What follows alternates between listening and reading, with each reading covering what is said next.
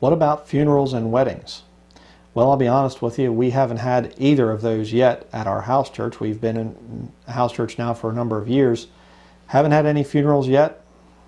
Praise the Lord for that. And we haven't had anybody get married. So what do you do? Well, as far as funerals are concerned, a lot of funeral parlors have a place where you can conduct a small service. Whoever the pastor of your house church is, the overseer, he can conduct a little service there if one of the members dies or a family member or something like that. Or you can also do it the old-fashioned way, have a graveside service.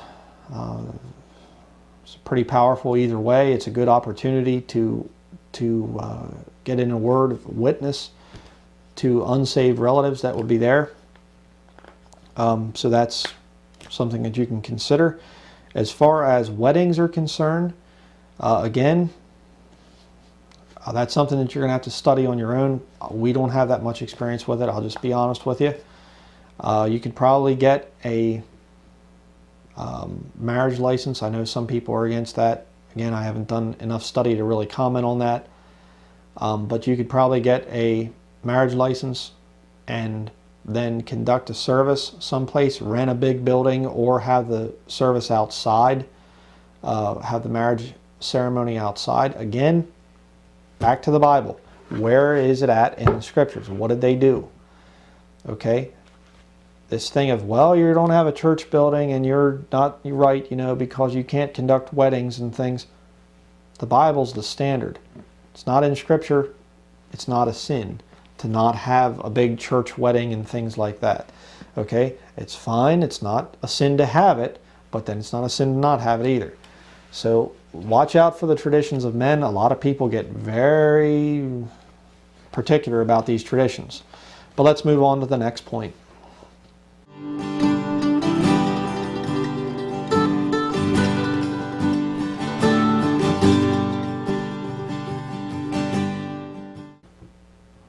All right, in this section I want to talk about outreach and evangelism.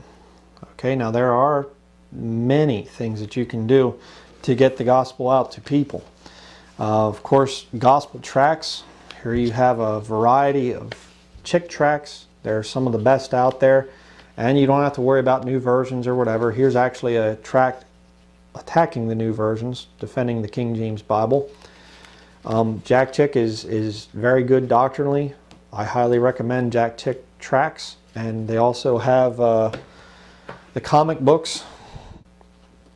Comic books like Sabotage here. They have many of them. Also very good. There was a local church here in this area, our local area, where they sent out one of these. The good news. It's a plan of salvation. It's very good doctrinally. Has the King James Bible that it quotes. And they sent one to everybody's mailbox and sent them out. Also a good idea. You can send tracts in the mail. You're not paying for a building as a house church. You're not paying a mortgage. You're not paying all these other things. So you can afford to buy lots of tracts like that and send them out. Get the gospel distributed.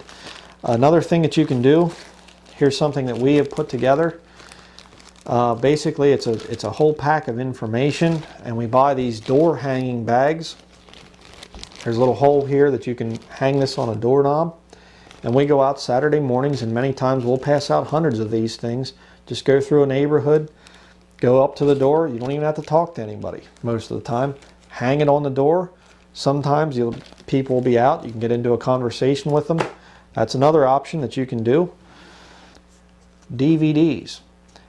There are some ministries that provide videos, DVDs that you can make copies of. Some of them are copyrighted, of course, be careful of that. But there are others that are not copyrighted, and you can make copies and you can hand them out to people. That's also another great ministry opportunity. Booklets. There are a lot of little booklets that you can buy. Here's one on Islam. Also very good. Terry Watkins, Dr. Terry Watkins has lots and lots of these tracts, just many subjects available, and those are also very good that you can send to people, that you can give out to people. many things that you can do with gospel tracts. You can also go door to door, actually going up, knocking on the door, and talking to people about salvation. You can preach on the street. We've done this occasionally. We haven't done it as much as we should, but it is another way to get the truth out to people. You can also get a P.O. box.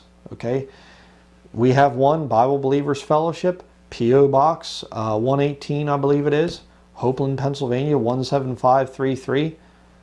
You can get the same thing. You can get a P.O. box, call yourself Bible Believers Fellowship, or whatever you feel the Lord wants you to name your house church as, or you don't even have to have a P.O. box or a name for your house church. You can just meet together.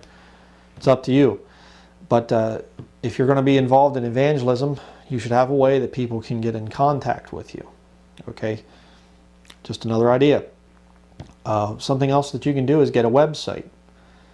They're not that hard to build. There are many things, webs, I think is what we are through.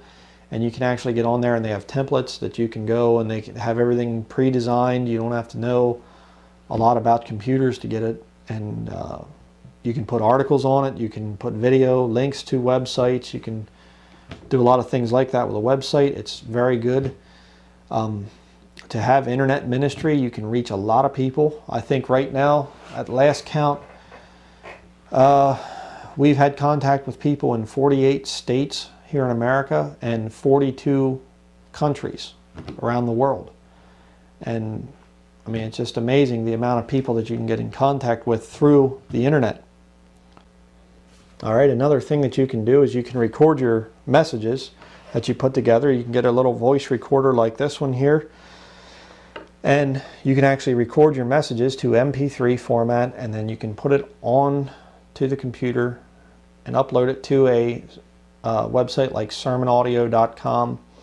There are other ones that you can do where you can actually have MP3 sermons made available for people so that they can hear the messages that you record. Another thing that you can do, which is a lot of people do it, is you can actually make videos for YouTube. YouTube has millions of visitors, millions of viewers every day. Millions and millions of viewers. Actually, YouTube rivals a lot of the mainstream media. And you can get on there, very simple. You can make videos.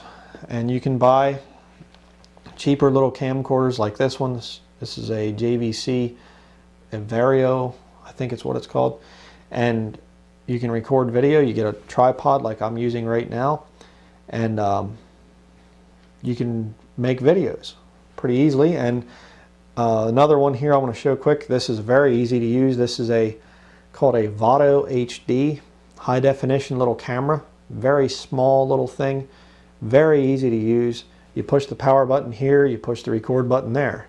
And you can literally walk around like this, recording yourself, looking at the lens, and you can record a video. You don't even need a tripod with this little thing.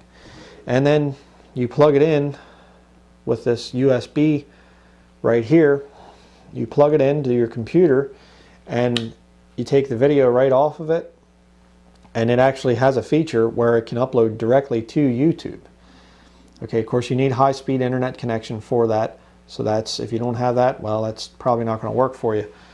But another option, just something to think about. And I actually know a guy on YouTube that many times all he does is he turns on his camera and then he'll just open up his King James Bible and he'll read a chapter or two and make a comment occasionally. It's ministry. People see that. Okay, and then if you want to get into video there and you want to take it to the next level, you can get some movie software. This is getting a lot cheaper. It was very expensive in the past, but you can find these used now. This is Sony Vegas Movie Studio. It's amazing the things that you can do, not only with video, but also with audio. I use Sony Vegas to edit sermons. If there's I mess up a reference or something like that, you can go in and just cut it right out. It's also very handy for working on videos. There are some good DVDs available. Amazon.com has a lot of good information on how to use the Vegas Movie Studio software. Just a lot of great ideas and things now that we have the technology on the internet. What about missionaries? Well, I'm sure that there are missionaries out there that would love to be supported and would love to have you help them as a small house church.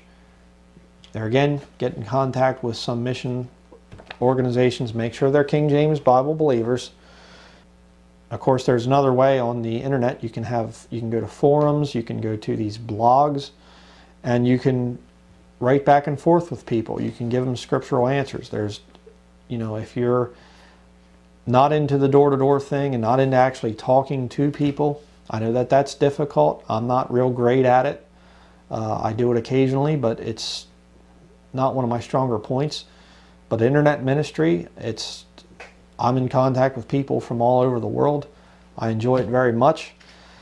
And you can write the scriptures out to them. You can send them scriptures. You can send them links to different websites. Go check this out. There's a lot of ministry potential online right now. A lot of it.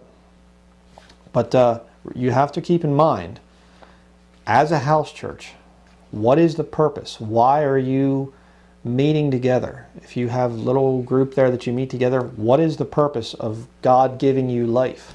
What is the purpose? Why are you here on this earth? Well, it's to go out and evangelize the lost, to tell them about Jesus Christ, to preach the gospel of Jesus Christ. And there are a lot of different ways that you can do that.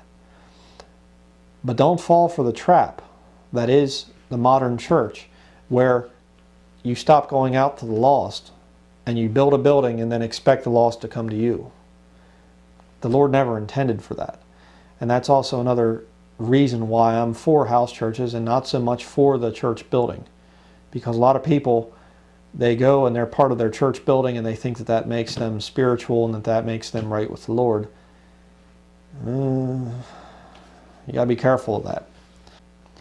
Another great ministry, which I almost forgot to mention, of course, is going and visiting the sick. You can go to nursing homes, you can go to hospitals. That's also a great ministry. And I think that there are some people that are very good at that and going and speaking a word of encouragement to the elderly or to people that are sick.